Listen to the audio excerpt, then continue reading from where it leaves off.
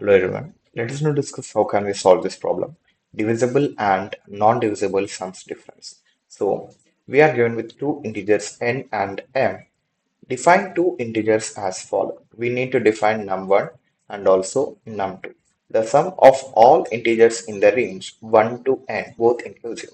That means 1 and n are also need to be considered. That are not divisible by m.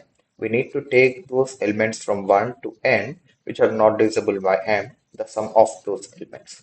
And num2 which are divisible by m, the sum of all integers in the range 1 to n, both inclusive.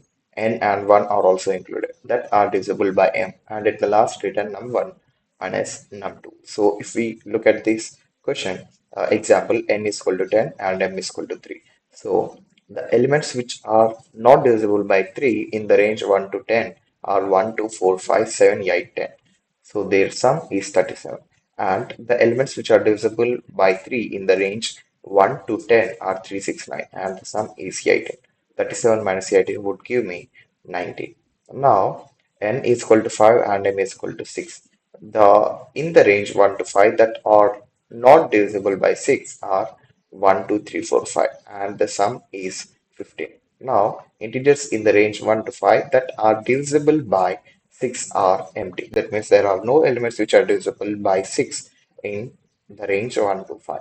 So the difference will be 15 minus 0 is 15. N is equal to 5 and M is equal to 1.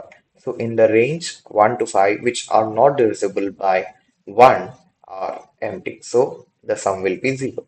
Now in the range 1 to 5 that are divisible by 1 are 1, 2, 3, 4, 5. So the sum will be 15 and 0 minus 15 will give me minus 15. So N and M can be from 1 to 1000. So what I'll do is just take int num1 is equal to 0. Let us just initialize num1 and num2. Now I need to iterate from int I is equal to 1, I is less than or equal to n, I plus plus. Now if I mod m is not equal to 0, that means it is not divisible, right? So then increment num1 plus is equal to I. Else, I can also write it like if I mod m is equal to 0, then num2 plus is equal to I. And at the last, we will be returning num1 minus num2. So this is how we solve this problem. I just run the code.